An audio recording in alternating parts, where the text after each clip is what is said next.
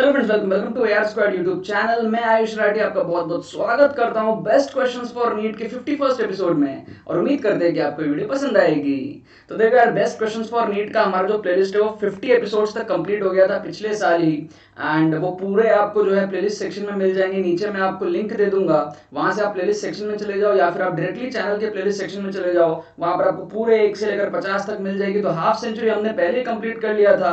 अब काफी टाइम बाद हम इस प्लेलिस्ट को वापस से रिज्यूम कर रहे हैं, क्योंकि लोगों की बहुत ज्यादा डिमांड आ रही है कि इस प्लेलिस्ट को आप कंटिन्यू रखिए, बहुत अच्छा प्लेलिस्ट था। तो मैं इसको कंटिन्यू करने वाला हूं और साथ ही जो best questions of JEE main का जो प्लेलिस्ट था उसको भी मैं साथ में रिज्यूम कर दूंगा। तो यहां पर मैंने आपके सामने 5 क्वेश्चन लिया है नीट 2019 का, जिपमर 2019 का, जिपमर 2018 का, नीट 2017 का एंड मणिपाल 2017 का। तो ये वो क्वेश्चंस हैं जो आपको नीट एग्जाम के लिए प्रिपेयर कराएंगे। बेस्ट क्वेश्चंस फॉर नीट #51, मतलब कि ये वो क्वेश्चंस हैं जिनकी आने की बहुत ज्यादा चांसेस है आपके नीट एग्जाम के लिए, या फिर आपकी जो प्रिपरेशन है उसके दौरान अगर आप इन क्वेश्चंस को करते हो तो बहुत अच्छी आपकी प्रिपरेशन हो जाएगी नीट लेवल के क्वेश्चंस के लिए। ठीक है, तो ये रिसेंटली क्वेश्चन आया था 2019 में। हम लोग एक एक करके क्वेश्चन देखेंगे। आप लोग क्या करोगे, पॉज करोगे, पहले सॉल्व करोगे, सॉल्व करके नीचे में कमेंट करोगे, कमेंट करके फिर आप वापस से आओगे वीडियो को देखने के लिए। अगर आपका आंसर सही हो जाता है बल्ले बल्ले, अगर गलत हो जाता है तो आप उस चीज को देखोगे कि आपका सही हुआ या फिर गलत हुआ। लेकिन आपको इसी तरीके से करना है, पॉज करो, सॉल्व करो, नीचे जाके कमेंट करो, फिर आके आप चेक करो आपका सही हुआ है कि नहीं हुआ है। ठीक है, तो क्वेश्चन है आपका पहला, person travelling in a straight line moves with a constant velocity v1 for distance x। तो अपने पास में क्या है, डिस्टेंस x मूव कर रहा है स्पीड v1 से। फिर आगे हमारे पास में क्या हो रहा है, for a distance x and with a constant velocity v2 for a equal distance, मतलब आगे और जाएगा x distance with a speed v2। Average velocity आप लोगों को निकालनी है। तो एवरेज वेलोसिटी हमारे पास में क्या होता है, v एवरेज हमारे पास में क्या होता है, average velocity is displacement by time. Total displacement कितना है, x plus x2x by time कितना हो जाएगा, t1 प्लस t2। यहाँ का टाइम लेट से t1 है और यहाँ का टाइम लेट से t2 है। तो अपने v एवरेज कैसे निकाल लेंगे, 2x upon time is equals to distance by speed. So t1 will be equals to x by v1 plus t2 will be equals to x by v2। x से x तो सारा cut जाएगा, तो अपने को क्या मिलेगा यहाँ पे, ये अपने को कुछ इस तरीके का मिल जाएगा, ये कुछ इस तरीके का अपने को मिल जाएगा। तो v/2, ठीक है। अब आप देख लो इस चीज को, है ना, इस चीज को आप लोग देख लो क्या आंसर आपका निकल के आ रहा है, आपका क्या आंसर निकल के आ रहा है आप लोग देख लो। इस फॉर्मेट में आपको लाना पड़ेगा, तो इनवर्स आपको करना पड़ेगा शायद। ठीक है, इनवर्स आपको करना पड़ेगा। 1/v is equals to 1/v1 plus 1/v2 upon 2, और इस 2 को यहां लेके जाओ तो 2/v is equals to 1/v1 plus, इस फॉर्मेट में आपका आंसर एकदम बी निकल के आ जाएगा। ठीक है ना, अगर आप एलसीएम लेते हो तो v1 v2 by v1 plus v2, 2v1 v2 by v1 plus v2 आपका v एवरेज निकल के आ जाएगा। तो जो पहला क्वेश्चन था नीट 2019 का, ये मैंने आपको सॉल्व करके दिखा दिया। ये सारे के सारे जो क्वेश्चंस हैं मैंने लिया है डिस्टेंस, डिस्प्लेसमेंट, वेलोसिटी वाले टॉपिक से, काइनेमेटिक्स के, motion in a straight line वाले टॉपिक से। ठीक है, दूसरा क्वेश्चन जिपमर में आया हुआ क्वेश्चन है। हालांकि अब सारे एग्जाम एक ही होंगे, नीट ही होंगे, एम्स वगैरह अलग से नहीं हो रहा, नीट ही एक एग्जाम होगा। बट क्योंकि पिछले साल तक होता था हमारे पास में जिपमर, है ना, एम्स, सारे एग्जाम होते थे, तो हम सारे क्वेश्चंस को ही करने वाले हैं। ठीक है, क्योंकि हम प्रिपेयर कर रहे हैं नीट के लिए। बट इसका मतलब ये नहीं है कि हम सिर्फ नीट का क्वेश्चंस करेंगे, हम हर वो क्वेश्चन करेंगे जो नीट के जैसा दिखता हो या नीट में आने की उसमें प्रोबेबिलिटी हो। Find the average velocity when a particle complete the circle of radius 1 metre in 10 seconds. Average velocity क्या होता है हमारे पास में, एवरेज वेलोसिटी होता है हमारे पास में डिस्प्लेसमेंट।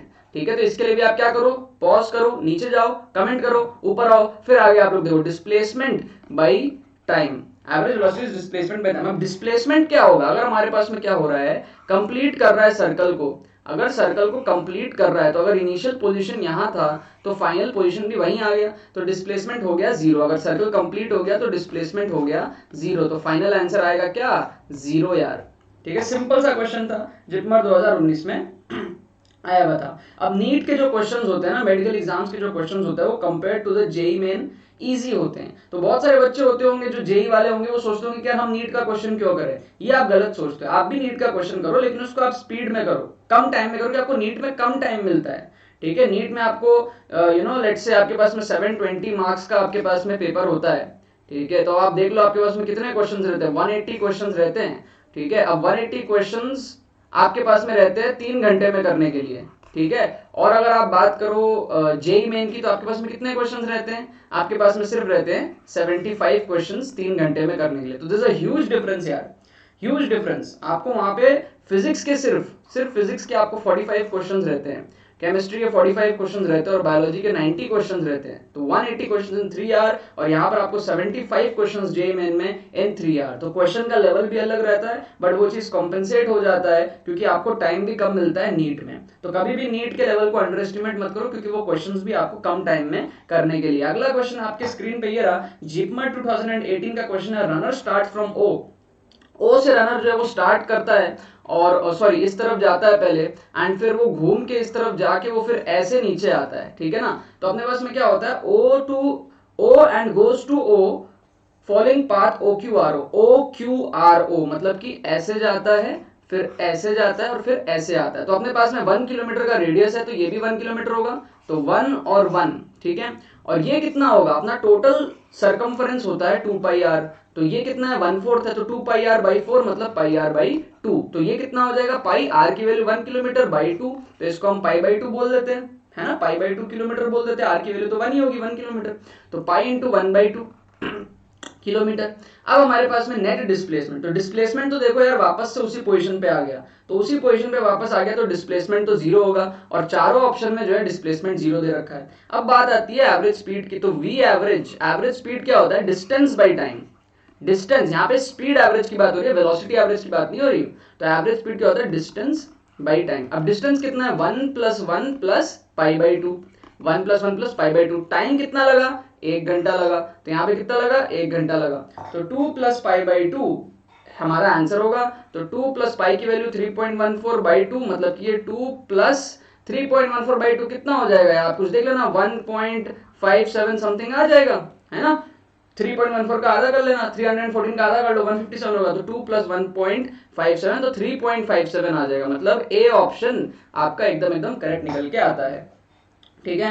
दोबारा याद दिला रहा हूं, आपको क्या करना है, पॉज करना है, नीचे जाना है, कमेंट करना है, फिर आगे चेक करना है। तो इस क्वेश्चन को नीट 2017 में आया हुआ क्वेश्चन है, ठीक है, बहुत ही बढ़िया क्वेश्चन है, बहुत ही ठीक लेवल का क्वेश्चन है, ठीक है। अगर हम नीट एग्जाम के स्टूडेंट्स नीट एग्जाम के लेवल की बात करें तो अच्छा क्वेश्चन है यार, स्टैंडर्ड का क्वेश्चन है ये, बच्चों को कभी कभी करने में दिक्कत आ जाती है। तो आप क्या करो, पॉज करो, सॉल्व करो, नीचे जाओ, कमेंट करो, एंड फिर ऊपर आके आप चेक करो कि आपका सही आ रहा है कि गलत आ रहा है। तो Preeti reach the metro station and found that the escalator was not working. Preeti गई मेट्रो स्टेशन में, ठीक है, कबीर सिंह नहीं था, सिर्फ प्रीति अकेले ही थी, ठीक है। Reach the metro station and found that the escalator was not working. Kabir होता तो एस्केलेटर को धूम-धाम मारने लग जाता, ठीक है। जिन लोगों ने कबीर सिंह मूवी देखी उनको समझ में आ रहा होगा मैं क्या बोल रहा हूँ। She walked up the escalator, stationary escalator in time t1, तो वो अकेले ही चली गई। तो मान लो कि डिस्टेंस हो गया x, तो स्पीड कितना आ गया, speed equals to speed v1 मान लेते हैं, equals to distance by time, stationary में ही वो चली गई।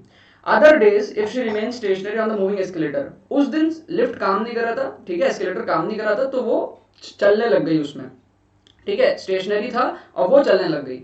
लेकिन जब काम करता है तब तो उसको चलना नहीं पड़ता ना, तब तो अपन एस्केलेटर में खड़े रहते हैं, एस्केलेटर काम करता है, अपन को लेके चले जाता है। तो अपने क्या हुआ, हमारे पास में दूसरे दिन क्या होगा, v2 = x/t2, ठीक है। जब एस्केलेटर मूव कर रहा है और इंसान स्टेशनरी है, और पहले क्या था, जब एस्केलेटर मूव नहीं कर रहा था, एस्केलेटर स्टेशनरी था और इंसान मूव कर रहा था, इंसान वॉक कर रहा था।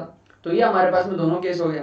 अब अपन को क्या बोल रहा है, time taken by her to walk up the moving escalator. अब मान लो पहला केस वो स्टेशनरी है, पहला केस लिफ्ट स्टेशनरी है, वो मूव कर रही है, दूसरा केस लिफ्ट मूव कर रहा है, वो स्टेशनरी है, तीसरा केस कभी मान लो अपन को बहुत ज्यादा हड़बड़ हो रहा है ना, मेट्रो छूटने वाली है, ट्रेन छूटने वाली है, तो अपन क्या करेंगे, एस्केलेटर में भी वॉक करने लग जाएंगे ताकि हम जल्दी पहुंच जाए। चलता हुआ एस्केलेटर में कभी कभी हम वॉक करने लग जाते हैं, हालांकि करना मत, थोड़ा रिस्की होता है, गिर ना जाओ, ठीक है। मैं तो खैर अपने जब स्कूल लाइफ था मैं भागता था एस्केलेटर में, मूविंग एस्केलेटर में मैं भागता था, यहाँ तो फिर भी चलने की बात हो रही है, बट मत करना ये सब चीजें, ठीक है। अगर बहुत ज्यादा आपको सेफ नहीं लग रहा है तो मत करना। अपने पास में क्या है, यहाँ पर अब अपने को फाइनल केस बोल रहा है टी निकालना है, तो अपने को बोल रहा है टाइम टेकन, अपने को टी निकालना है, ठीक है। अब टाइम = डिस्टेंस बाई स्पीड। अब यहां पर क्या हो रहा है, दोनों का स्पीड ऐड हो जा रहा है, एक तो उसका खुद का ऐड हो जा रहा है, दूसरा अपने पास में एस्केलेटर का भी ऐड हो जा रहा है, दोनों चीजें हो रही है। तो टाइम = डिस्टेंस बाई स्पीड, मतलब कि v1 + v2। अब इसको आप सॉल्व करो, x/v1 कितना हो जाएगा,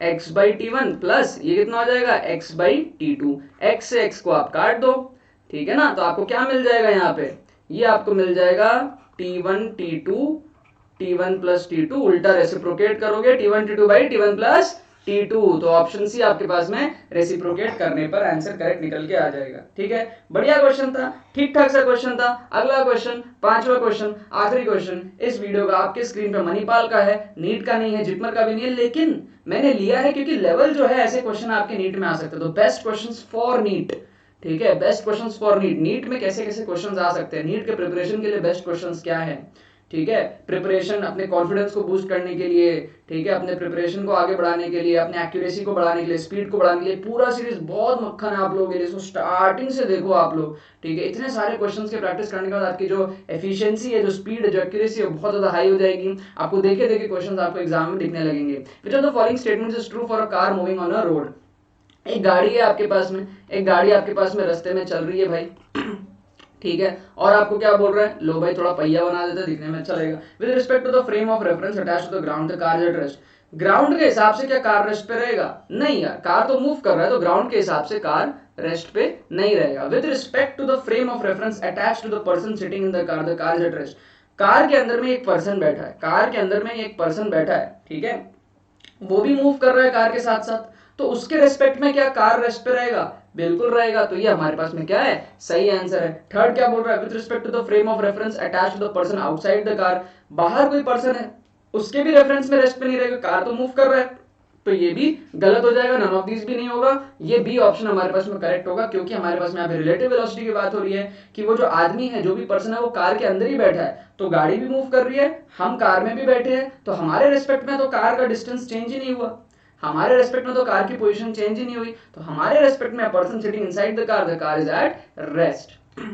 ठीक है, तो ये 5 क्वेश्चन मैंने आप लोगों को कराए नीट 2019, जिपमर 1918, नीट 2017, मणिपाल 2017। ये हमारा कौन सा टॉपिक था, motion in a straight line, distance, displacement, velocity वाले टॉपिक से मैंने वो क्वेश्चन कराया।